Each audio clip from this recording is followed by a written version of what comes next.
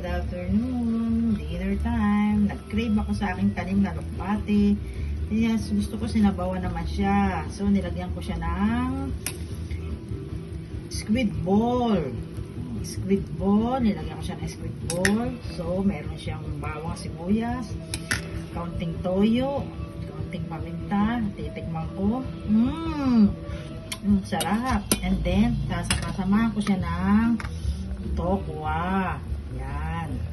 Lalagyan ko siya ng tokwa. So, siya ang aking hapunan ngayon. So, lalagyan ko siya ng tokwa.